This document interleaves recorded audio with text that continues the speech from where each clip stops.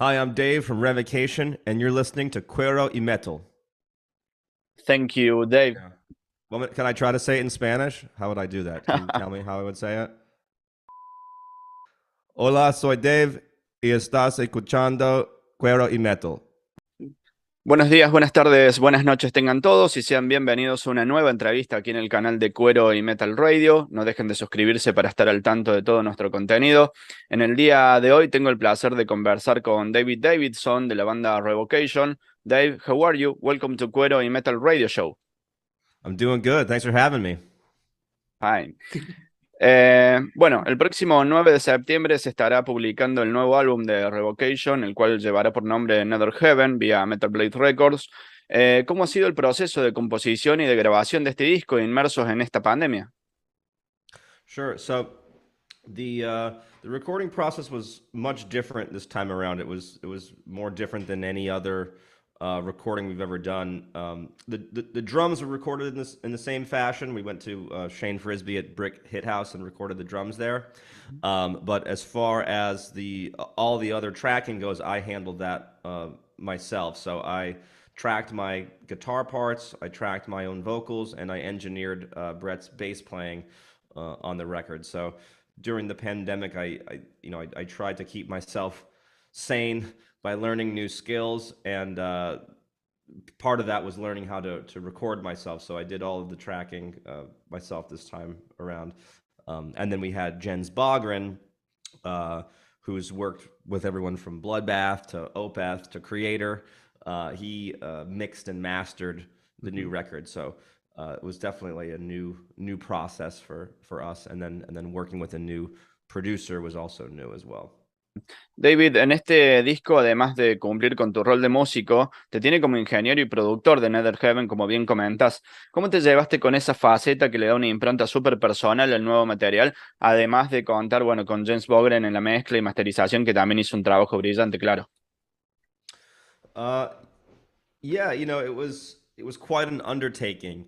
Um, when when you're helming, or when you're at the helm of everything, um, you can kind of get a little bit too close to it sometimes, right? So that was that was maybe a little bit of a challenge, like knowing kind of like when to move on from certain parts. But at the same time, I saw it as an opportunity to maybe be more creative in different areas, right? Like when you're not working with when you're not working in a studio with another recording engineer right there, you kind of have like a little bit more extra time to try different things out. So for me, I tried to use that opportunity to just sort of try different things in the studio, like maybe different harmonies. Even with my solos, like typically I sort of write the solos before I go into the studio and then sort of execute them when I get to the studio. Whereas this one, because I was sort of in control of the whole process, I sort of wrote the solos while I was in the process of recording, which is a little bit different. So, yeah, I think it did add maybe more of a personal touch for me this time around. Ujú. But it wasn't without its trials and tribulations. I mean, for any producer that has worked on hundreds of recordings, if something goes wrong during the process, they pretty much know how to kind of correct that right away. Whereas for me, it was like any roadblock I encountered, it was the first time I encountered Ujú. that roadblock. So I had to kind of call a friend of mine or look up a YouTube video tutorial on how to do it. So it maybe didn't make for the smoothest process, but I think sometimes those bumps in the road, it creates more of a learning experience, and I came out of that whole session with a whole new set of skills. Ujú. Cada arte de tapa de Revocation nos ubica en el escenario donde se desempeña el álbum.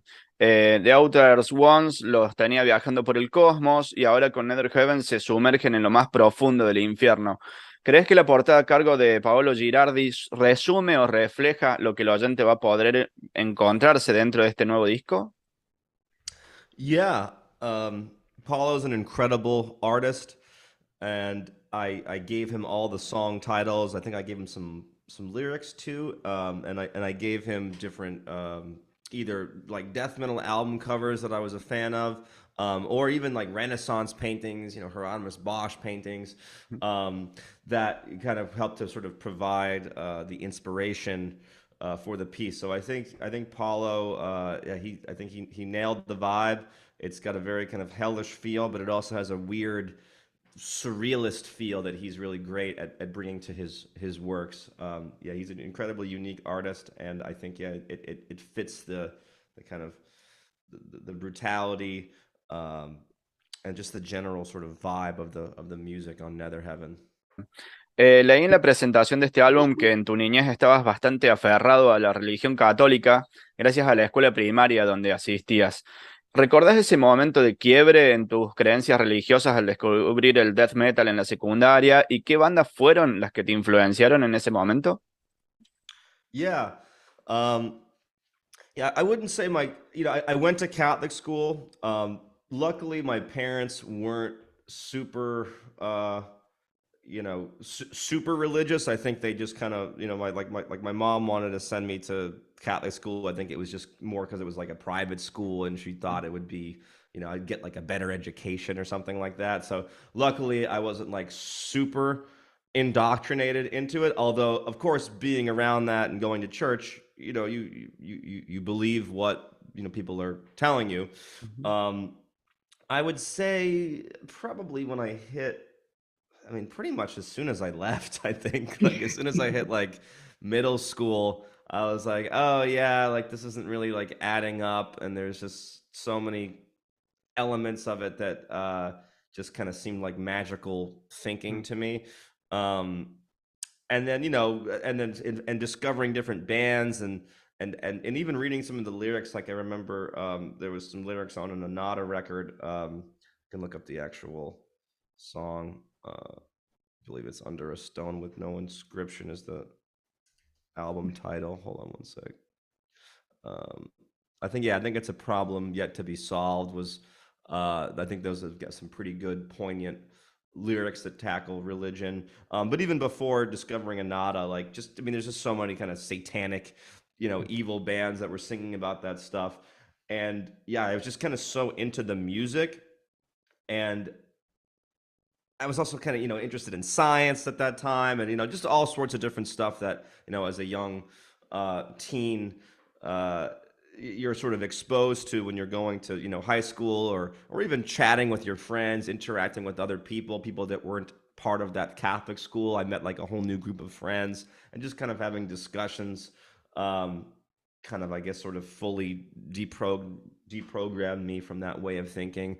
Probably by the time, really, I was in at the end of seventh grade. I feel like it didn't take very long.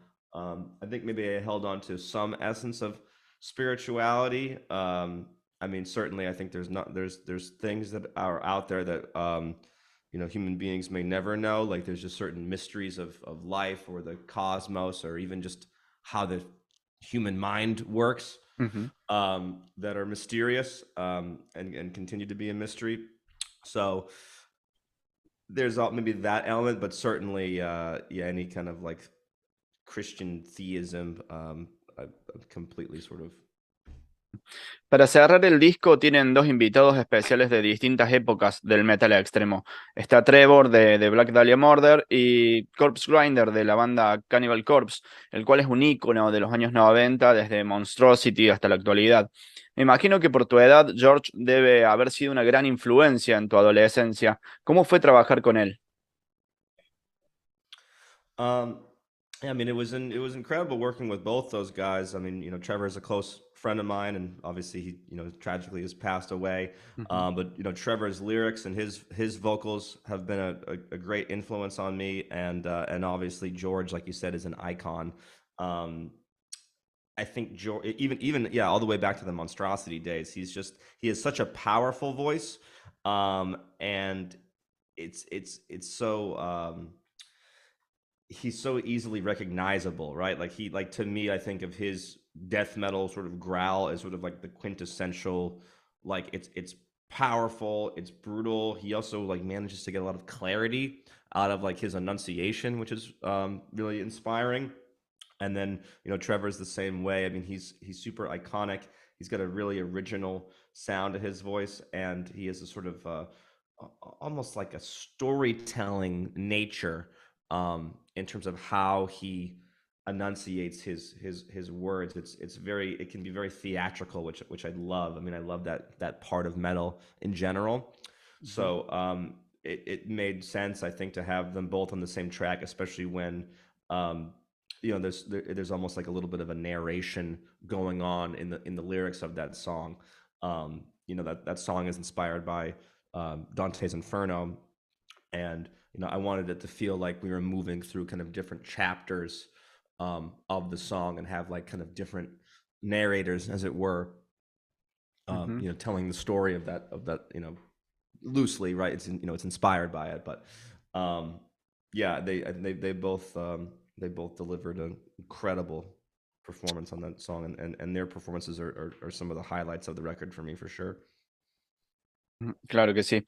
David, déjame decirte que es increíble el sonido que han logrado para Netherheaven. Hemos tenido la posibilidad de escuchar estas 9 canciones y son una verdadera masacre de death metal vieja escuela, pero bueno, con la modernidad que caracteriza a Revocation. ¿Crees que este nuevo disco puede ser una carta de presentación al death metal para las nuevas generaciones de metalheads? I mean, I certainly hope so. Yeah, I mean, that's first of all, thank you very much.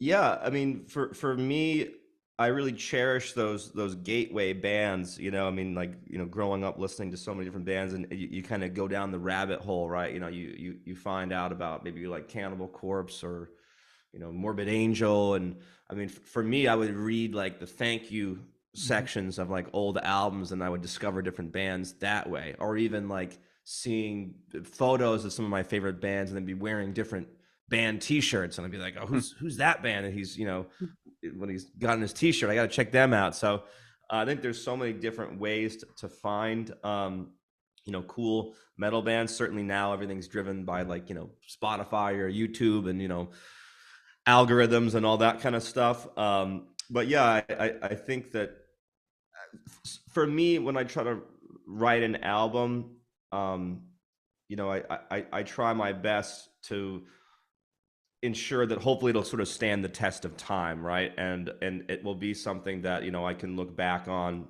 and be proud of, and say, even if it was written during a different time in my life, I can say, okay, cool, this was an honest representation of where I was at as a musician, as a songwriter at that particular time. Um, and yeah, I hope people will be rocking this record for years to come, and yeah, hopefully it could get a whole new generation of fans into either Revocation or into ujú. just metal in general. If we can be that gateway band for a new fan that discovers a whole bunch of other music from us, then I mean that's awesome. That's what I live for, is to be a musician, and to sort of carry the torch of metal. David, ahora para el lanzamiento de Netherheaven van a comenzar su tour por Norteamérica. Además, hace pocos días atrás han confirmado su tour europeo para el próximo año, bueno, el cual los va a tener tocando prácticamente todos los días durante un mes. ¿Hay planes para presentar Netherheaven en Latinoamérica también? Yeah, nothing in the works as of yet, but we definitely are itching to get back down to Latin America, to do a good proper tour down there. Hopefully, hit a bunch of countries that we've never maybe played before. So yeah, I would love to play, uh, you know, new songs from Netherheaven, and just our catalog in general down in Latin America. You guys have such a great passion for metal, and the crowds are always so rad down there. So yeah, that's on the agenda for sure. We don't have anything written in stone yet, but it's on the agenda for sure. Ujú. Bien, para ir terminando con esta entrevista, quiero agradecerte por tu tiempo con Cuero y Metal en Córdoba y me gustaría invitarte a que le dejes un mensaje a los fanáticos argentinos y latinoamericanos de Revocation, bueno, que van a estar disfrutando de esta entrevista y a la espera, por supuesto, de la llegada de la banda por estas tierras. Yeah. Um, well, thank you so much for the interview. Can't wait to come down there. Hopefully, in the next year or so, we'll be able to do a proper tour down there. And yeah, I just really appreciate all the support. Um, Yeah, thank you so much. Thank you, David. Thank you for the time with us. Thank you so much. I appreciate it.